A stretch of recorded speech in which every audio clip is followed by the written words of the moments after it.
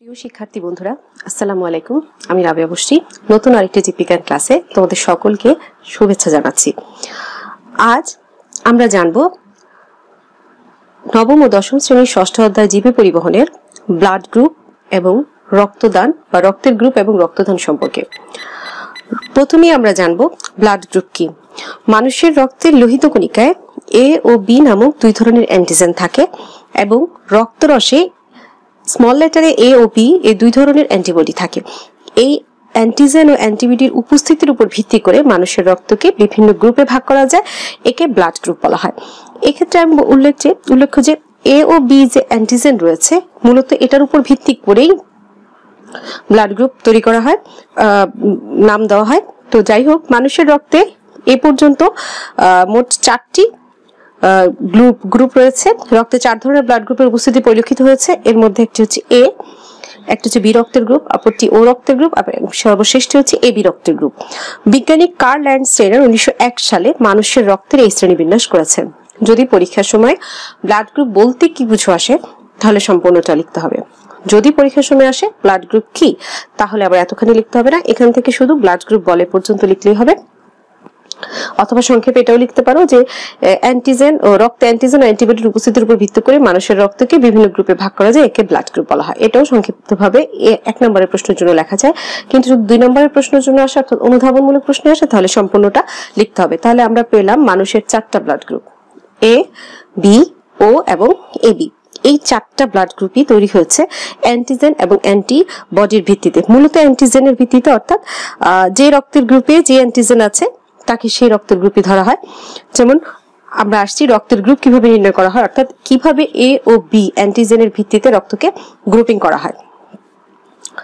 রক্তে অ্যান্টিজেন ও অ্যান্টিবডির উপস্থিতি ও ধরনের উপর ভিত্তি করে রক্তের গ্রুপ নির্ণয় করা যায়। যেমন রক্তে এ অ্যান্টিজেন এবং যদি বি অ্যান্টিবডি থাকে তাহলে তার রক্তের গ্রুপ হবে এ, অর্থাৎ অ্যান্টিজেন এ তাই তার রক্তের গ্রুপ হবে এ।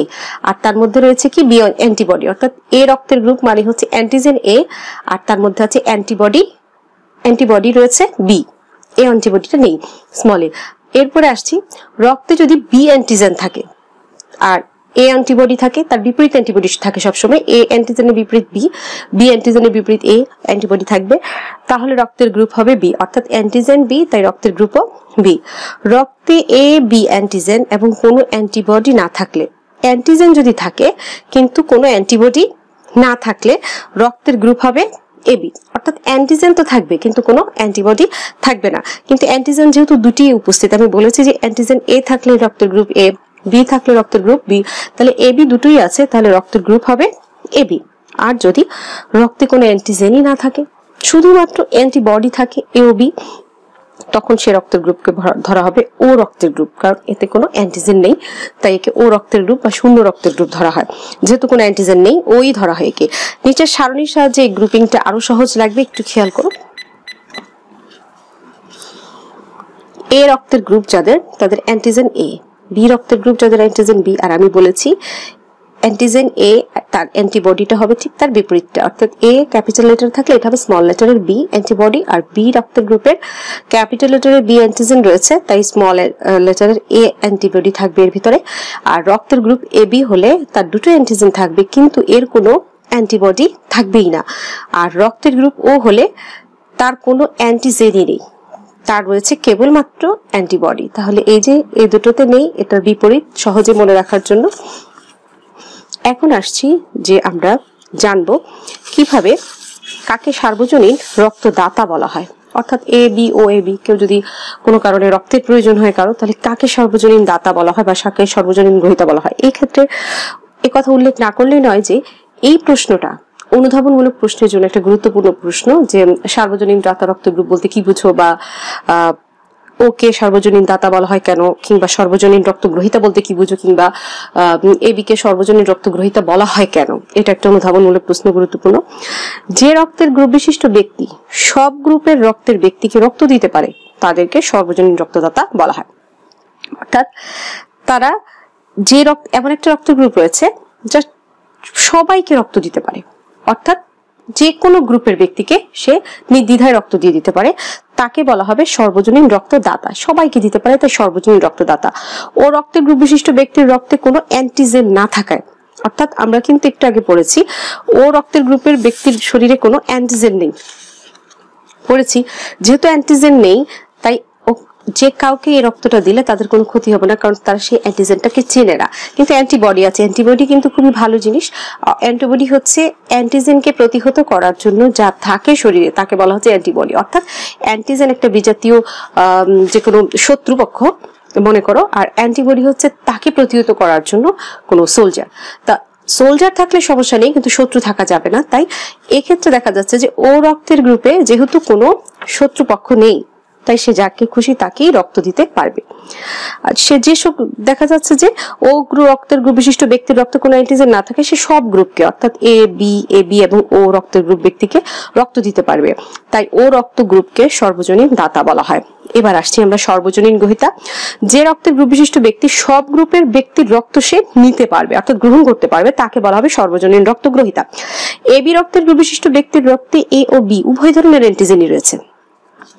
একটু খেয়াল করো, এতে দুই ধরনের অ্যান্টিজেনই আছে। অর্থাৎ একে যদি এ রক্ত দেয় সে কিন্তু এই অ্যান্টিজেনকে চিনে, অর্থাৎ এই শত্রুপক্ষ তার আছে, সো তার কোনো কষ্ট নেই, কারণ এই শত্রুপক্ষ সে সহ্য করে থাকতে পারে। এ ও বি উভয় শত্রুপক্ষই তার কাছে আছে। তো এ গ্রুপের ব্যক্তি যদি তাকে রক্ত দেয় তার কোনো সমস্যাই নেই, এ অ্যান্টিজেন রয়েছে। বি গ্রুপের ব্যক্তি যদি তাকে রক্ত দেয় তাতেও তার কোনো সমস্যা নেই, কারণ তার মধ্যে বি অ্যান্টিজেনও রয়েছে, সেইটাকে চেনে, অতএব তার শরীরে কোনো সমস্যা হবে না। এবং ও রক্তের গ্রুপ দিলে তো কোনো সমস্যা নেই, কারণ ও রক্তের গ্রুপে কোনো শত্রুপক্ষ তথা এ এবং বি অ্যান্টিজেন নেই। তাই এ বি রক্তের গ্রুপ বিশিষ্ট ব্যক্তির রক্তে এ ও বি উভয় ধরনের অ্যান্টিজেন বিদ্যমান থাকায় ওই ব্যক্তি সব গ্রুপের অর্থাৎ এ বি ও রক্তের গ্রুপ ব্যক্তির রক্ত গ্রহণ করতে পারবে। তাই এ বি রক্ত গ্রুপকে বলা হবে সর্বজনীন গ্রহীতা রক্ত গ্রুপ। এবার আসছি রিসার্চ ফ্যাক্টর কি বা আরএইচ ফ্যাক্টর। সংক্ষেপে এটাকে আরএইচ ফ্যাক্টর বলা হয়। রিসার্চ ফ্যাক্টরকে রক্তের লোহিত কণিকার ঝিল্লিতে থাকা এক ধরনের অ্যান্টিজেনকে বলা হয় রিসার্চ ফ্যাক্টর বা আরএইচ ফ্যাক্টর। অর্থাৎ রক্ত যে তিনটা কণিকা রয়েছে তার মধ্যে যে লোহিত কণিকা, তার লোহিত কণিকা এগুলো তো এক একটা কোষ, বিভিন্ন কণিকাগুলো এক একটা কোষ। তো কণিকার বাইরে যে ঝিল্লিটা রয়েছে কোষ ঝিল্লি, সে আবরণে এক ধরনের অ্যান্টিজেন থাকে স্পেশাল। এ ও বি অ্যান্টিজেন ছাড়াও একটা স্পেশাল অ্যান্টিজেন থাকে। তো এই অ্যান্টিজেন আছে থাকলে সেই অ্যান্টিজেনটাকে বলা হচ্ছে রিসার্চ ফ্যাক্টর, ওই অ্যান্টিজেনকে। এখন এ বি এবং ও রক্তের গ্রুপধারী ব্যক্তির লোহিত কণিকার ঝিল্লিতে আরএইচ ফ্যাক্টর যদি উপস্থিত থাকে, অর্থাৎ এদের সবার রক্তে এ বি ও সবার রক্তে ও রক্তের গ্রুপেরও এটা থাকতে পারে। আমরা জানি যে ও রক্তের গ্রুপে কোনো অ্যান্টিজেন নেই, কিন্তু এক্ষেত্রে ও রক্তের গ্রুপের ক্ষেত্রেও এটা থাকতে পারে। তো দেখা যাচ্ছে যে যদি এদের মধ্যে থাকে ব্যক্তি লোহিত কণিকার ঝিল্লিতে আরএইচ ফ্যাক্টর উপস্থিত থাকে, তাহলে তাদেরকে বলা হয় এ positive, B positive, A B positive এবং ও পজিটিভ। অর্থাৎ যদি এই আরএইচ ফ্যাক্টরটা থাকে তাহলে এগুলো হয়ে যাবে এ positive, B positive, A B positive এবং ও পজিটিভ। আর যদি না থাকে, অর্থাৎ আরএইচ ফ্যাক্টর যদি এদের কোনোটার মধ্যে এই রক্ত গ্রুপের ব্যক্তি কারোই লোহিত কণিকার ঝিল্লিতে না থাকে, তখন তাকে আমরা বলবো এ নেগেটিভ, বি নেগেটিভ, এ বি নেগেটিভ এবং ও নেগেটিভ। সবগুলোই তাদেরকে হবে কি নেগেটিভ। তোমরা প্রায় শুনে থাকবে টিভিতে কিংবা পত্রিকায় লেখা থাকে যে একজন মুমূর্ষু রোগীর জন্য রক্তের প্রয়োজন, রক্তের গ্রুপ বি পজিটিভ বা এ বি পজিটিভ বা ও নেগেটিভ, এই ধরনের কথা লেখা থাকে। ওই কথার অর্থই হচ্ছে যে ওই নির্দিষ্ট রক্তের গ্রুপ, যদিও আমরা বলেছি যে রক্তের গ্রুপ কেবল 4টি, এ বি এবং ও, কিন্তু এভাবে যদি আমরা বিশ্লেষণ করি তাহলে কিন্তু রক্ত গ্রুপ হয়ে যায় 4 দুগুণে 8টি, পজিটিভ নেগেটিভ মিলে। এরপরে আসছি আরএইচ ফ্যাক্টর অনুযায়ী রক্তদাতা এবং গ্রহীতা নির্ণয় করব কিভাবে। অর্থাৎ আরএইচ আমি বলেছি যে ও রক্তের গ্রুপ সবাইকে রক্ত দিতে পারবে, এবি রক্তের গ্রুপ সবাই থেকে রক্ত নিতে পারবে, কিন্তু এখন কথা হচ্ছে পজিটিভ নেগেটিভের মধ্যে একটা সমস্যা চলে আসছে, কারণ আরএইচ ফ্যাক্টরটা একটা অ্যান্টিজেন। আমরা জানি অ্যান্টিজেনকে যদি না চেনে যে রক্ত নেওয়া হবে বা যার শরীরে দেওয়া হবে, সে যদি কোনো অ্যান্টিজেনের অধিকারী হয়ে থাকে এবং অপরজন যদি সেটা না চিনে তার শরীরে রক্ত দেয়, তাহলে কিন্তু বিভিন্ন সমস্যা হবে। তাই এই ক্ষেত্রে আমরা দেখব রক্তে উপস্থিত অ্যান্টিজেন আর অ্যান্টিবডির উপস্থিতির জন্য সব গ্রুপের রক্ত সবাইকে দেওয়া যায় না। দাতার রক্তে যে অ্যান্টিজেন থাকে তার সাথে মিলিয়ে এমন ভাবে গ্রহীতা নির্বাচন করতে হয় যেন তার রক্তে দাতার অ্যান্টিজেনের সাথে সম্পর্কিত অ্যান্টিবডিটা না থাকে। নিচে আরএইচ ফ্যাক্টর অনুযায়ী রক্তদাতা ও গ্রহীতা নির্বাচনের ছক দেওয়া হলো। সহজ কথায় আমি বলে দিচ্ছি, এরা হচ্ছে সব দাতা দিচ্ছে আর হচ্ছে গ্রহীতা। প্রথমে আসছে ও নেগেটিভ, তারপরে O positive, B negative, B positive, A negative, A positive, A B negative এবং এ বি পজিটিভ। এভাবে এটা ঠিক উল্টোটা করে এখানে সাজানো হয়েছে, অর্থাৎ শেষেরটা আগে দেওয়া হয়েছে এবি পজিটিভ, পরের এবি নেগেটিভ, তারপরে এ পজিটিভ এ নেগেটিভ, তারপর বি পজিটিভ বি নেগেটিভ, ও পজিটিভ ও নেগেটিভ, এভাবে সাজানো হয়েছে। যে কোনোটাই সাজানো যায় সহজ করে বোঝানোর জন্য। ও নেগেটিভ আমরা শিখলাম ও হচ্ছে সর্বজন দাতা রক্তের গ্রুপ। এখন ও এর শরীরে এ ও বি অ্যান্টিজেন নেই। এখন এই ও নেগেটিভ আর ও পজিটিভ দুটি ও রক্তের গ্রুপ। যে ও পজিটিভ তার শরীরে তো আরএস ফ্যাক্টর রয়েছে, কিন্তু ও নেগেটিভ যাই তার এ বি অ্যান্টিজেন তো নেই, আরএস ফ্যাক্টরই নেই, তাহলে সে নির্দ্বিধায় যে কাউকেই রক্ত দিতে পারবে ও নেগেটিভ। বাট ও পজিটিভ কাকে দিতে পারবে? শুধুমাত্র এবি পজিটিভ, এ পজিটিভ, বি পজিটিভ, ও পজিটিভ, অর্থাৎ যারা কেবল পজিটিভ, অর্থাৎ যাদের রিসার্চ ফ্যাক্টর আছে তাদেরকে কেবল দিতে পারবে। কারণ ওর ভিতরে এবি অ্যান্টিজেন না থাকলেও আরএস ফ্যাক্টর নামক যে অ্যান্টিজেনটা সেটা রয়ে গেছে।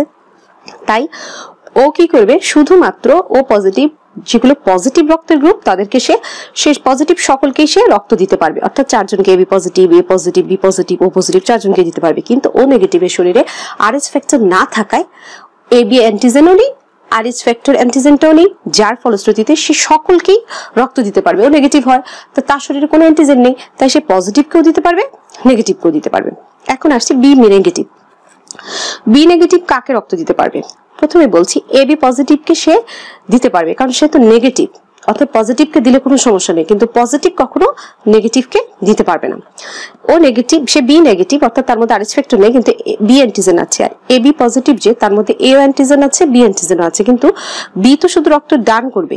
তো বি যখন রক্ত দান করবে তখন বি পজিটিভ এবি সেই বি অ্যান্টিজেনকে চেনে, তাই তার কোনো সমস্যা হবে না। কিন্তু এবি কিন্তু চাইলেই বি কে রক্ত দিতে পারবে না, কারণ বি কিন্তু এ অ্যান্টিজেন চেনে না, শুধুমাত্র বি অ্যান্টিজেন চেনে। তাই এ অ্যান্টিজেন এর শরীরে আসা মাত্র সে তার রক্ত জমাট বেঁধে সে মারা যাবে। তাই বি শুধুমাত্র এমন জায়গায় দিতে পারবে রক্ত যেখানে বি অ্যান্টিজেনটা আছে। এবি পজিটিভে বি অ্যান্টিজেন আছে, এবি নেগেটিভেও বি অ্যান্টিজেন আছে, শুধু আরএস ফ্যাক্টর নেই, তাই সে নির্দ্বিধায় এবি পজিটিভকেও দিতে পারছে, এবি নেগেটিভকেও দিতে পারছে। ঠিক একইভাবে সে শুধু এ কে তো দিতে পারবে না, যেহেতু এ অ্যান্টিজেন চিনে না, বি এ অ্যান্টিজেন চিনছে না, তাহলে সে কিন্তু বি পজিটিভকেও দিতে পারবে, আবার বি নেগেটিভকেও দিতে পারবে। কিন্তু যদি হয় বি পজিটিভ তাহলে সে শুধুমাত্র এবি পজিটিভ আর নেগেটিভের মধ্যে কেবল এবি পজিটিভকেই দিতে পারবে, কারণ তার রিসার্চ ফ্যাক্টর ও চিনতে পারবে, বি অ্যান্টিজেনের সাথে রিসার্চ ফ্যাক্টরটা চিনবে। সেম এবি পজিটিভকে দিতে পারবে, বাট বি নেগেটিভকে দিতে পারবে না। একইভাবে এ নেগেটিভ, শুধু এ নেগেটিভ কিন্তু নেগেটিভ পজিটিভ উভয়কে দিতে পারবে, এবি কেও দিতে পারবে, কারণ এ রক্তের গ্রুপ সে চিনে। বি না চিনলেও সমস্যা নেই, ও তো শুধু প্রবেশ করছে, এই রক্তের গ্রুপ ওকে চিনতে হচ্ছে একে। কিন্তু এবি পজিটিভ কখনো এ নেগেটিভকে দিতে পারবে না, এই কারণে, কারণ এবি পজিটিভ যদি এ নেগেটিভকে রক্ত দেয়, এ নেগেটিভ তো বি অ্যান্টিজেন চেনে না, তখন তার রক্ত জমাট বেঁধে যাবে। কিন্তু উল্টোটা হতে পারে, অর্থাৎ এ নেগেটিভ এবি পজিটিভকে রক্ত দিতে পারে, কারণ এবি পজিটিভের শরীরে অ্যান্টিজেন থাকলেও বি পজিটিভ সে তো বি পজিটিভ তার কোনো ক্ষতি করতে পারছে না, এ নেগেটিভ তো সে চিনিয়ে নিচ্ছে, তাই তার কোনো এর অ্যান্টিজেন সে চিনে, তাই এ রক্ত গ্রুপ দিলে তার সমস্যা নেই। অর্থাৎ সে 4 জনকে দিতে পারবে, AB positive, AB negative, A positive, A negative. R A positive যে সে কেবল 2 জনকে দিতে পারবে, এবি পজিটিভ, এ পজিটিভ।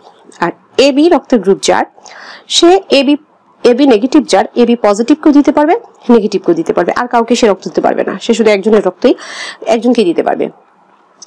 কাকে পারবে? AB positive negative. আর যে এবি পজিটিভ, অর্থাৎ যার এ অ্যান্টিজেন বি অ্যান্টিজেন এবং আরএস ফ্যাক্টর সব আছে, সে কেবলমাত্র একজনকে দিতে পারবে যার সবগুলো আছে, এ পজিটিভ, বি পজিটিভ এবং বি নেগেটিভ।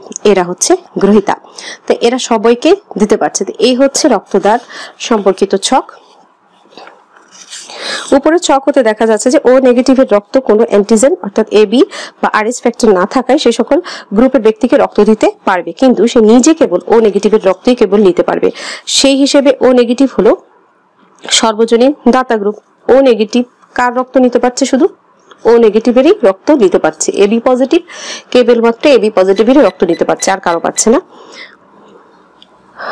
সেই হিসেবে ও নেগেটিভ হলো সর্বজনীন দাতা, আর এবি পজিটিভের রক্ত সব ধরনের অ্যান্টিজেন থাকায় সে সকল গ্রুপের ব্যক্তির রক্ত গ্রহণ করতে পারবে, কিন্তু সে কেবল এবি পজিটিভকেই রক্ত দিতে পারবে, তাই এবি পজিটিভ হলো সর্বজনীন গ্রহীতা। এরপর আসছে রক্তদান সম্পর্কিত প্রশ্ন রক্তদান। জরুরি ভিত্তিতে রক্তশূন্যতা দূর করার জন্য রোগীর দেহে অন্য মানুষের রক্ত সঞ্চালনের প্রয়োজন হলে যদি কোনো ব্যক্তি নিজ ইচ্ছায় তার রক্ত উক্ত রোগীকে দান করে তবে এই ঘটনাকে বলা হবে রক্তদান। আঘাত, দুর্ঘটনা কখন প্রয়োজন হয় রক্তদানের? আঘাত পেলে, দুর্ঘটনা হলে, শল্য চিকিৎসা বলতে অপারেশন, প্রাকৃতিক দুর্যোগ বা অন্য কোনো কারণে অত্যধিক রক্তক্ষরণ হলে দেহে রক্তের দেখা যাচ্ছে যে পরিমাণ আশঙ্কাজনক কমে যায়, তখন রক্ত শূন্যতা দূর করার জন্য ওই ব্যক্তির দেহে রক্ত সঞ্চালনের প্রয়োজন হয়। কোনো ব্যক্তি শিরার মধ্য দিয়ে বাইরে থেকে অন্যের রক্তে প্রবেশ করানোর প্রক্রিয়াকে রক্ত সঞ্চালন বলে। তবে কোনো অবস্থাতেই রোগীর রক্তের গ্রুপ বা প্রকৃতি পরীক্ষা না করে এক রোগীর দেহে অন্য কোনো ব্যক্তির রক্ত প্রবেশ করানো উচিত নয়। ব্যতিক্রম হলে নানা জটিলতা সৃষ্টি হয়, রোগীর জীবন বিপন্ন হওয়ার আশঙ্কা অনেকাংশেই বেড়ে যায়। আকস্মিক দুর্ঘটনায় আহত ব্যক্তির জরুরি ভিত্তিতে এরূপ রক্তের প্রয়োজন হয়। যেহেতু রক্তের কোনো বিকল্প নেই, তাই এরূপ অবস্থায় অনেক সময় প্রচুর রক্তের প্রয়োজন হয় এবং অন্যের কাছ থেকে রক্ত সংগ্রহ করে ওই জরুরি অবস্থা মোকাবেলা করতে হয়। এরূপ জরুরি পরিস্থিতিতে জনগণের সহযোগিতা প্রয়োজন হয়। অন্যকে রক্তদান করা একটা মহৎ কাজ, প্রয়োজনীয়। এটি আমাদের সবার জন্য একটি সামাজিক দায়বদ্ধতা।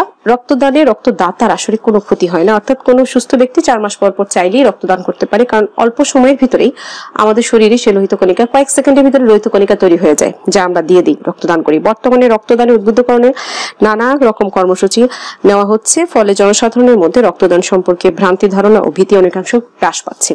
রক্তদান আমাদের সামাজিক দায়বদ্ধতা, এখান থেকেও প্রশ্ন আসছে বিগত বছরে। এটা তো 2-1 পড়লে মুখস্থ হয়ে যায়, তাই এই সম্পর্কে আলোচনা করলাম।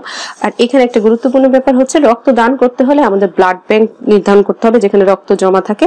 অর্থাৎ বিভিন্ন সময় রক্ত ডোনেশনের জন্য বিভিন্ন কোম্পানি থেকে, বিভিন্ন সংস্থা থেকে এসে থাকে, এনজিও থেকে, যে তাদেরকে যদি আমরা রক্ত দিয়ে রাখি, কারণ কখন কার রক্তের প্রয়োজন হয়, যদি ওই সময় রক্ত খুঁজতে যায় হয়তো বা ওই ব্যক্তি মারাও যেতে পারে। তাই রক্ত যদি আগে থেকেই সব ধরনের রক্ত আমরা স্বেচ্ছায় দান করে রাখতে পারি সব গ্রুপের, তাহলে জরুরি প্রয়োজনে সহজেই মুমূর্ষু ব্যক্তিকে বাঁচানো সম্ভব। তাই রক্তদান শুধু সামাজিক দায়বদ্ধতা না, এটা আমাদের একটা মানবিক কাজও। অবশ্যই আমাদেরকে এটা, কারণ আমরাও যে কোনো সময় বিপদে পড়তে পারি, আমাদেরও নিকট আত্মীয়, আমাদের বাবা মা, পরিবার পরিজনের কেউ অসুস্থ হতে পারে, তখন এটার প্রয়োজন হতে পারে। তো আমরা যদি সেটা চিন্তা করি যে আমরা সবার জন্য, তারাও আমাদের জন্য, সকল মানুষের জন্য সেটা চিন্তা করে যদি দেই, তাহলে এই দায়বদ্ধতা থেকে আমরা মুক্তি পেতে পারি।